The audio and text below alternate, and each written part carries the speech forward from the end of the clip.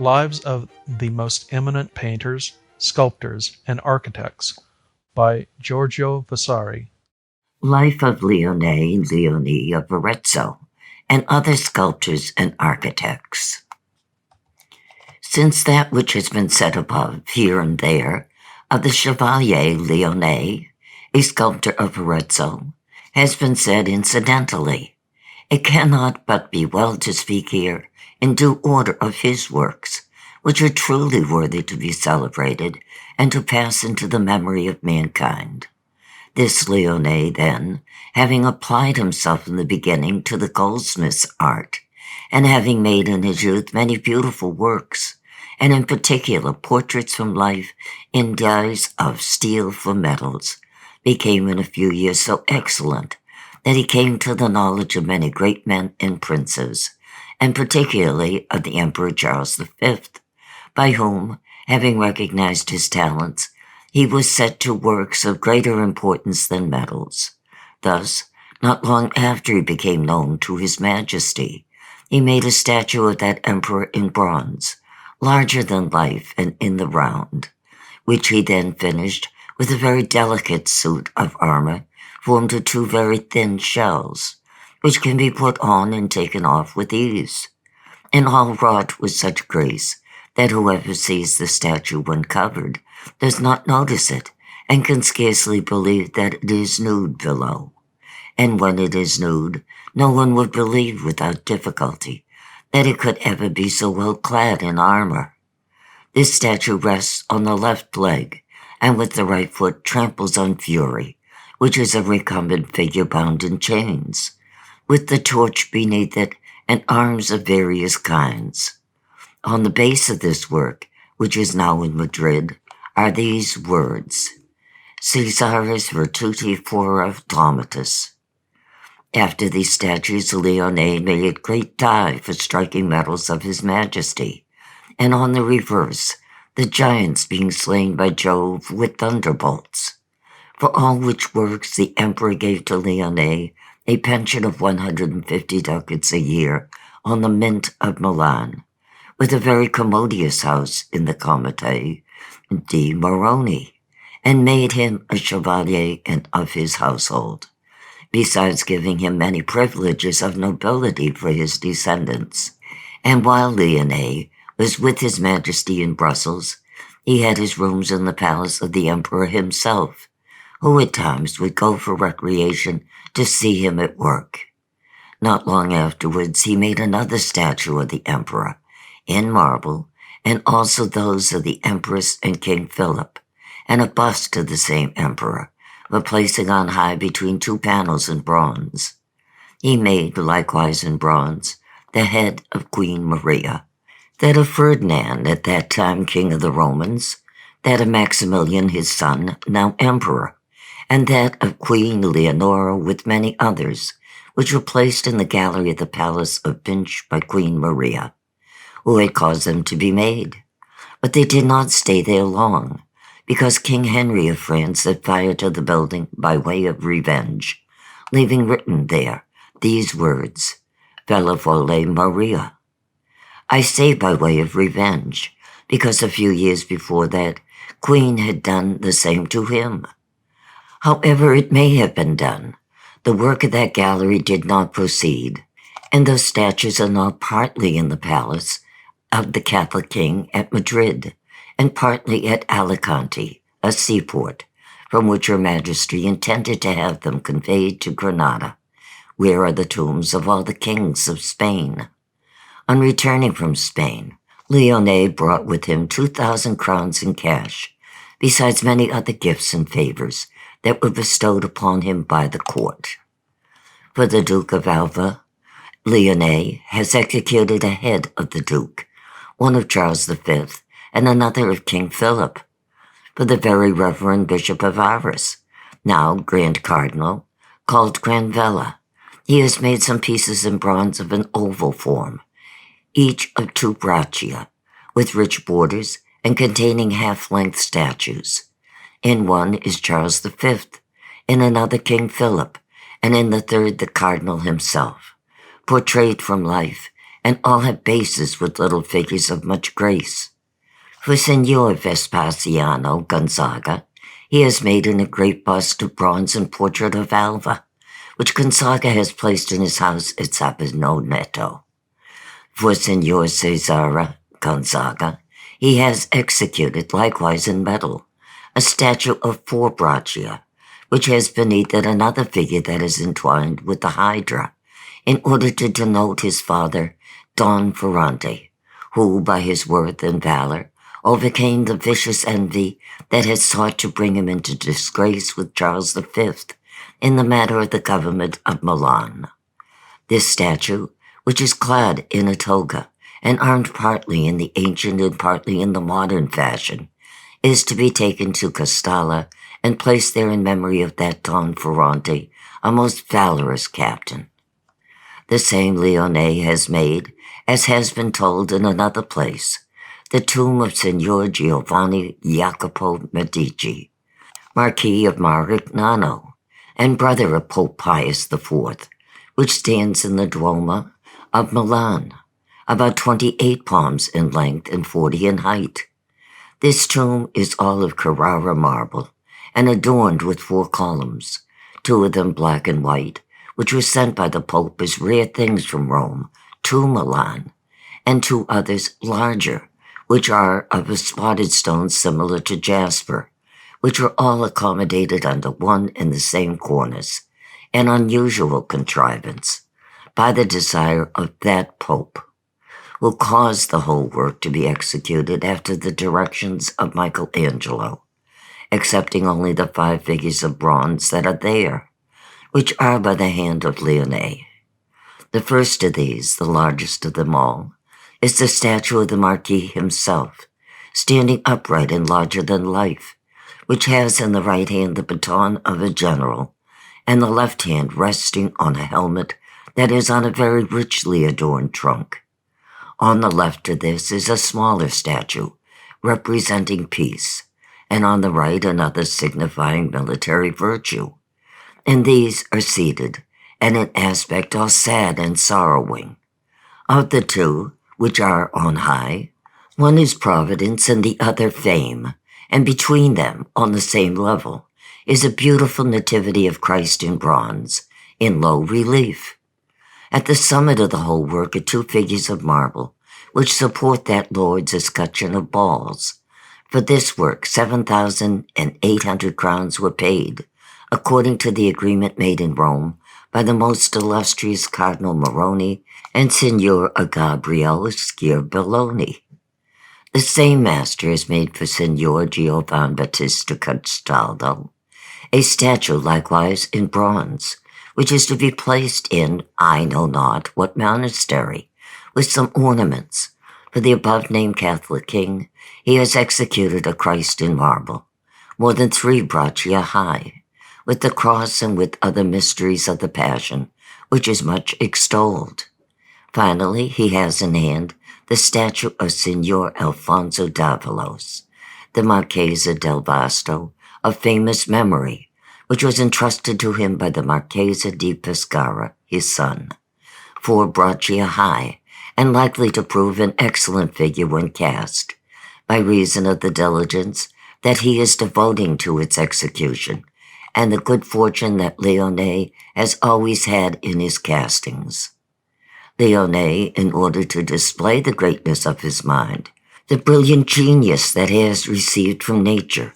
and the favor of fortune, has built at great expense and with most beautiful architecture a house in the Contrada di Moroni, so full of fantastic inventions that there is perhaps no other like it in all Milan. In the distribution of the facade, there are upon pilasters 6 captives, each of 6 braccia, and all of pietra viva, and between these, in certain niches, feats in imitation of the antique, with little terminal figures, windows, and cornices, all different from the common use and very graceful,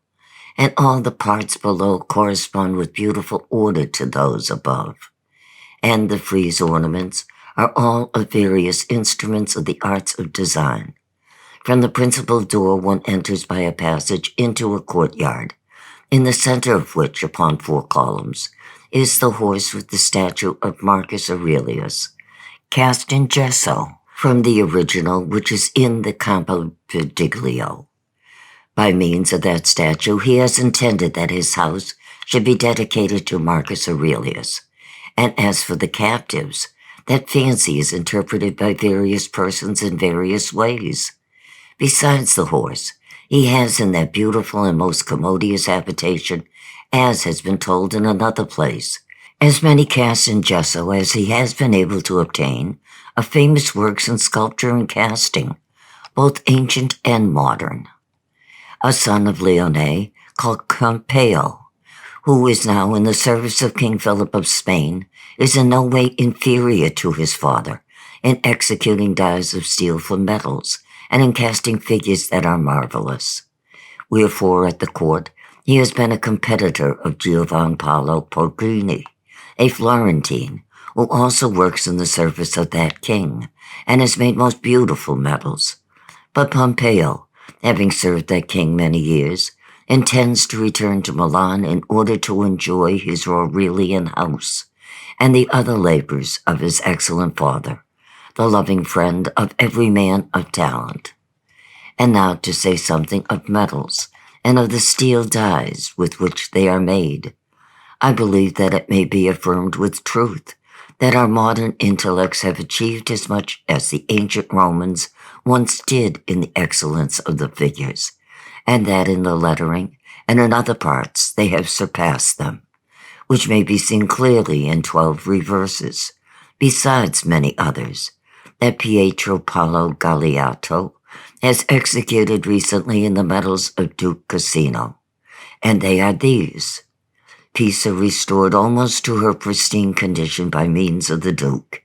he having drained the country round and dried the marshy places, and having made many other improvements.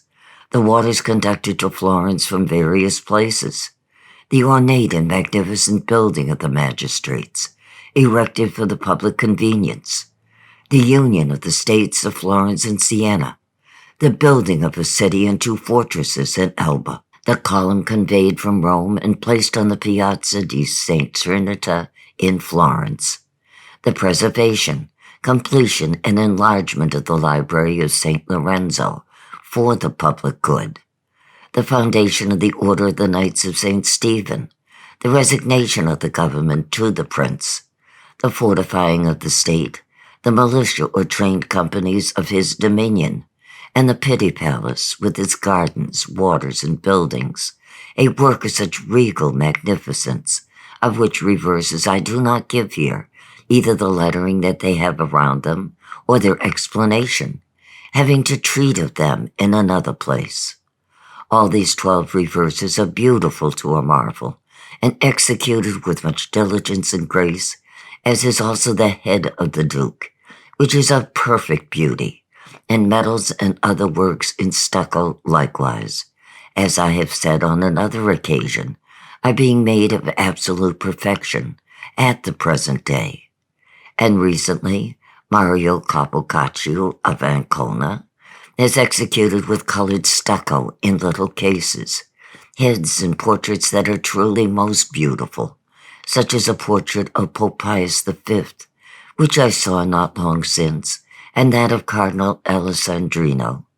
I have seen also portraits of the same kind by the hands of the son of Polidoro, a painter of Perugia, which are also very beautiful. But to return to Milan, looking again a year ago over the works of the sculptor Gobbo, of whom mention has been made in another place, I did not see anything that was otherwise than ordinary, excepting an Adam and Eve, a Judith, and a Saint Helena in marble, which are about the Duomo, with 2 other statues of dead persons representing Lodovico, called Il Moro, and Beatrice his wife, which were to be placed upon a tomb by the hand of Gian Giacomo della Porta, sculptor and architect to the Duomo of Milan, who, in his youth, executed many works under the said Gobbo, and those named above, which were to go on that tomb, are wrought with a high finish. the same Gian Giacomo has executed many beautiful works for the Certoso of Pavia, and in particular on the tomb of the Conte de Virtu and on the facade of the church. From him his nephew, learned his art, by name Guglielmo, who in Milan, about the year 1530, applied himself with much study to copying the works of Leonardo da Vinci, which gave him very great assistance, whereupon he went with Gian Giacomo to Genoa, when, in the year 1531, the latter was invited to execute the sepulchre of St. John the Baptist, and he devoted himself with great study to design under Perino del Vaga, and not, therefore, abandoning sculpture. He made one of the 16 pedestals that are in that sepulchre, on which account, it being seen that he was acquitting himself very well, he was commissioned to make all the others. Next, he executed 2 angels in marble, which are in the company of Saint Giovanni, and for the Bishop of Cervega, he made 2 portraits in marble, and a Moses larger than life, which was placed in the church of St. Lorenzo. And then, after he had made a series of marble that was placed over the door of the house of Ansaldo Grimaldi, he executed for placing over the gate of the Quazzola, in that city, a statue of St. Catherine of the size of life, and after that the 3 Graces, with 4 little boys of marble, which were sent into Flanders to the great equerry of the Emperor Charles V, together with another series of the size of life.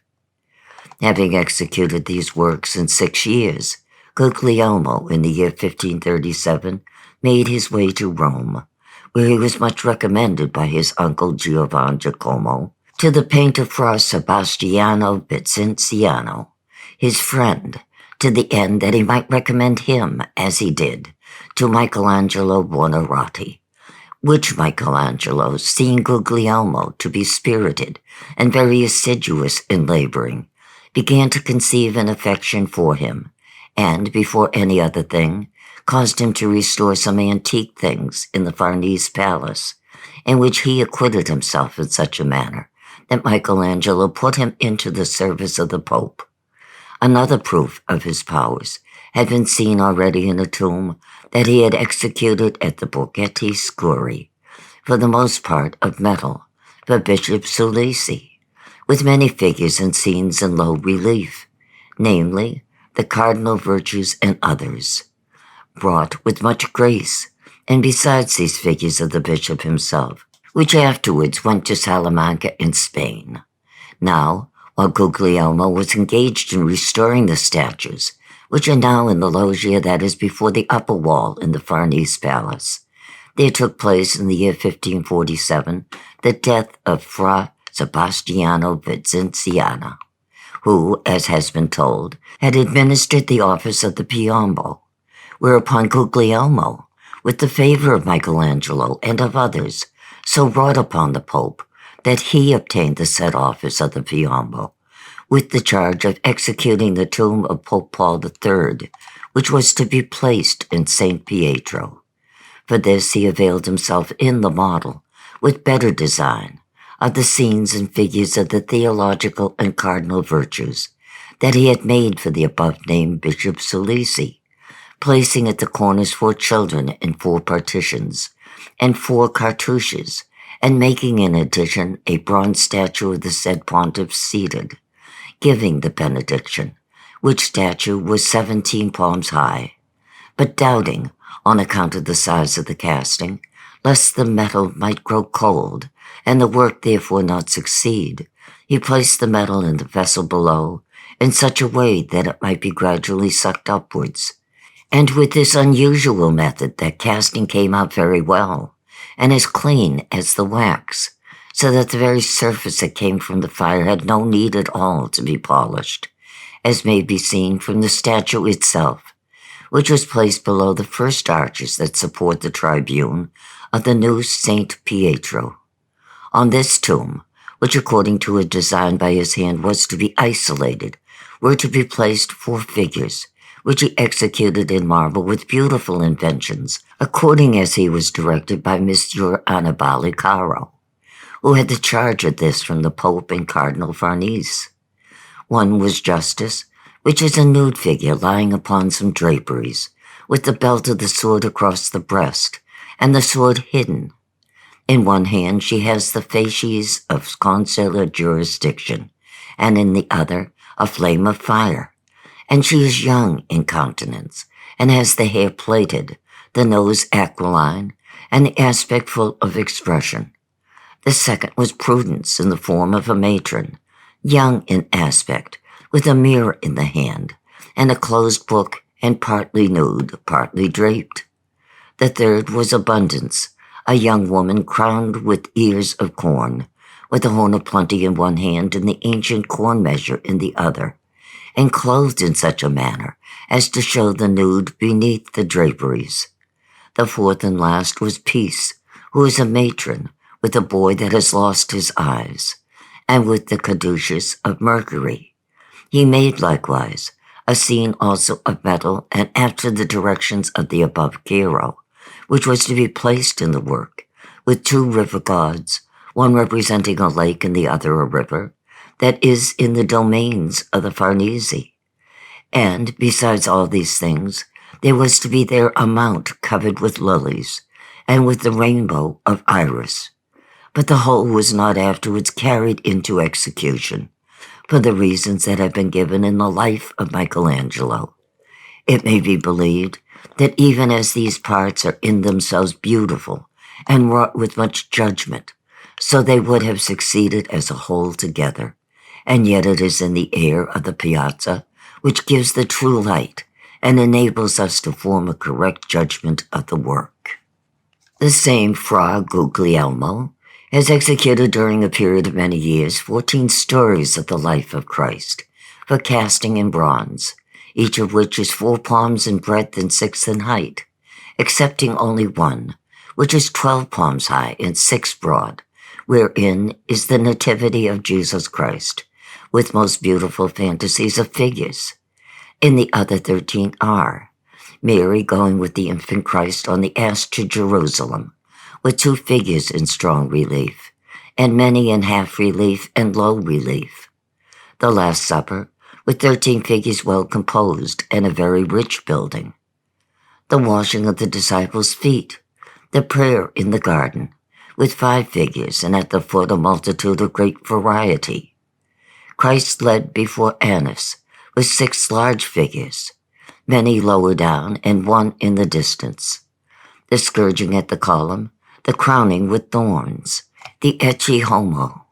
Pilate washing his hands, Christ bearing the cross with 15 figures, and others in the distance, going to Mount Calvary. Christ crucified with 18 figures, and Christ taken down from the cross, all which scenes, if they were cast, would form a very rare work, seeing that they have been wrought with much study and labor. Pope Pius IV had intended to have them executed for one of the doors of St. Pietro, but he had not time, being overtaken by death. Recently, Fra Guglielmo has executed models in wax for 3 altars in St. Pietro, Christ taken down from the cross, Peter receiving the keys of the church, and the coming of the Holy Spirit, which would all be beautiful scenes. In short, this man has had, and still has, the greatest opportunities to exert himself and to execute works, seeing that the office of the Piombo gives such a revenue that the holder can study and labor for glory, which he who has not such advantages is not able to do. And yet Fra Guglielmo has executed no finished work between 1547 and this year of 1567. But it is the characteristic of those who hold that office to become sluggish and indolent, and that is true. A proof is that this Guglielmo, before he became friar of the Piombo, executed many heads in marble and other works, besides those that we have mentioned. It is true, indeed, that he has made 4 great prophets in stucco, which are in the niches between the pilasters of the first great arch of St. Pietro. He also occupied himself much with the cars for the feast of Titaccio and other masquerades, which were held now many years ago in Rome. A pupil of this master has been one Guglielmo Tedesco, who, among other works, has executed a very rich and beautiful ornamentation of little statues in bronze, imitated from the best antiques, for a cabinet of wood, so it is called, which the Count of Petigliano presented to the Lord Duke Cosimo. Which little figures are these? The horse of the Campidoglio, those of Montecavallo, the Farnese figures of Hercules, the Antinous and the Apollo of the Belvedere, and the heads of the 12 emperors, with others, all well wrought and very similar to the originals.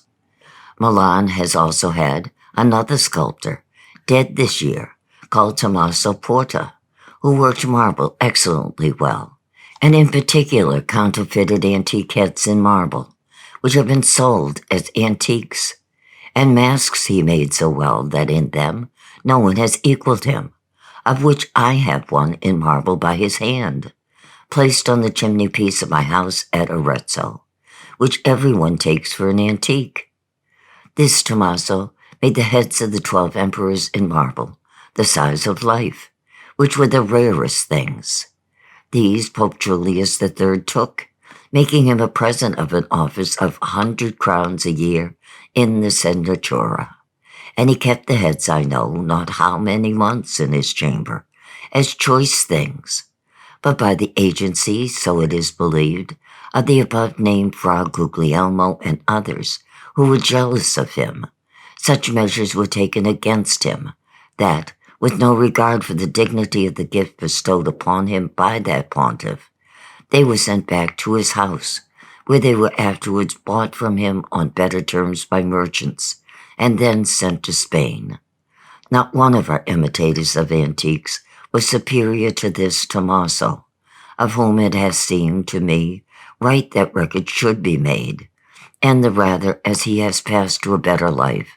leaving name and fame for his ability. Many works, likewise, have been executed in Rome by one Leonardo, a Milanese, who has made recently 2 statues of marble, St. Peter and St. Paul, for the chapel of Cardinal Giovanni Riccio de Montepulciano, which are much extolled and held to be good and beautiful figures,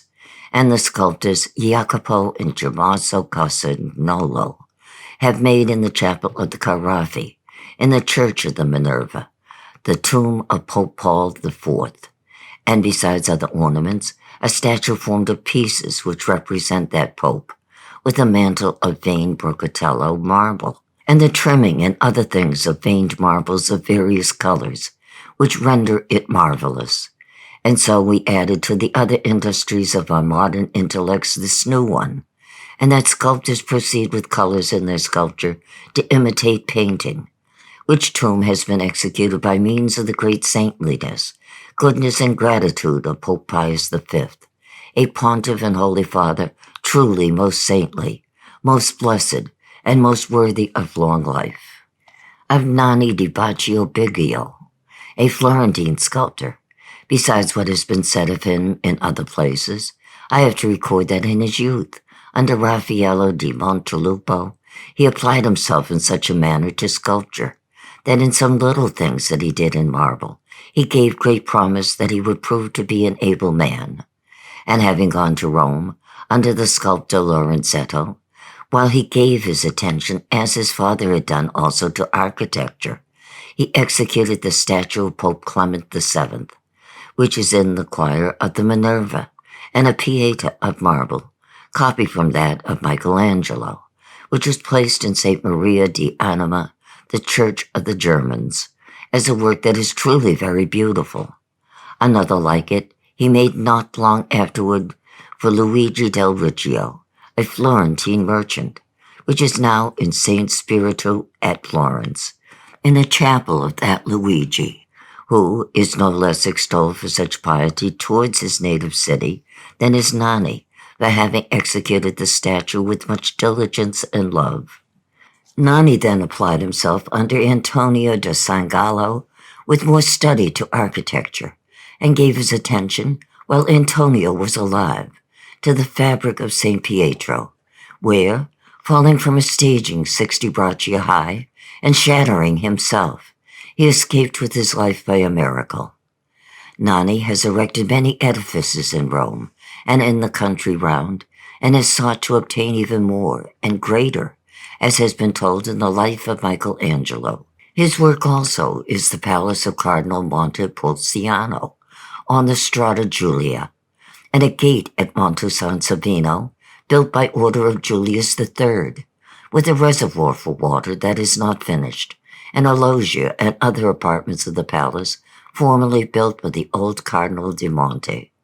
And a work of Nani, likewise, is the House of the Mattei, with many other buildings that have been erected or are still being constructed in Rome. A famous and most celebrated architect also, among others of the present day, is Galeazzo Alessi of Perugia, who, serving in his youth the Cardinal of Rimini, whose chamberlain he became, executed among his first works, at the desire of that lord, the rebuilding of the apartments in the fortress of Perugia, with so many conveniences and such beauty, that for a place so small it was a marvel, and many times already they have accommodated the Pope with all his court. Then, after many other works that he executed for the said cardinal, he was invited by the Genoese, with much honor, into the service of that republic, for which the first work that he did was to restore and fortify the port and the mole, nay, rather, to make it almost entirely different from what it was before. For, reaching out over a good space into the sea, he caused to be constructed a great and most beautiful port, which lies in a semicircle, very ornate, with rustic columns and with niches about them, at the extremities of which semicircle there meet two little bastions, which defend that great port. On the piazza, then, above the mole and at the back of the great port, towards the city, he made a very large portico of the Doric order, which accommodates the guard, and over it, comprising all the space that it covers, and likewise the two bastions and the gate, there is left a platform arranged for the operations of artillery, which commands the mole in the manner of a cavalier and defends the port both within and without. And besides this, which is finished, arrangements are being made for the enlargement of the city after his design, and his model has already been approved by the Signoria, and all with much praise for Galeazzo, who, in these and other works, has shown himself to be the most ingenious architect. The same Galeazzo has executed the new street of Genoa, with so many palaces built in the modern manner after his designs, that many declare that in no other city of Italy is there to be found a street more magnificent and grand than that one, nor one more full of richest palaces, all built by that signori, with the persuasion and directions of Galeazzo, to whom all confess that they owe a very great obligation, and that he has been the inventor and executor of works which rendered their city, with regard to edifices, incomparably more grand and magnificent than it was before. The same master has built other streets without Genoa, and among others, that which starts from Ponte Decimo, on the way to Lombardy. He has restored the walls of the city towards the sea, and the fabric of the Duomo, making therein the tribune and the cupola, and he has built also many private edifices, such as the country palace of Messer Luca Giustiniano, that is Signor Octaviano Grimaldi, the palaces of two doges, one for Signor Battista Grimaldi, and many others of which there is no need to speak. Now, I will not omit to say that he has made the lake and island of Signor Adamo Sanchioni, abounding in waters and fountains contrived in various beautiful and fantastic ways, and also the fountain of Captain Laccaro, near the city, which is a remarkable work, but beyond all, the different kinds of fountains that he has made for many persons, most beautiful is the bath that he has made in the house of Signor Giovan Battista Grimaldi at Pisano. This bath, which in form is round, has in the center a little basin wherein 8 or 10 persons can bathe without inconvenience, which basin has hot water from 4 heads of sea monsters that appear as if issuing from it, and cold water from as many frogs that are over those heads of monsters. Around that basin, to which one descends by 3 circular steps, there curves a space wide enough for 2 persons to walk in comfort. The circular wall of the whole bath is divided into 8 spaces, in 4 of which are 4 great niches, each of which contains a round basin that is raised a little from the ground, half being within the niche and half remaining without. And in the center of each basin a man can bathe, hot and cold water coming from a great mask that pours it through the horns and draws it in again when necessary by the mouth. In one of the other 4 spaces is the door, and in other 3 are windows and places to sit, and all the 8 spaces are separated by terminal figures, which support the cornice upon which rests the round vaulting of the whole bath. From the center of that vaulting hangs a great ball of crystal glass, on which is painted the sphere of the heavens, and within it the globe of the earth,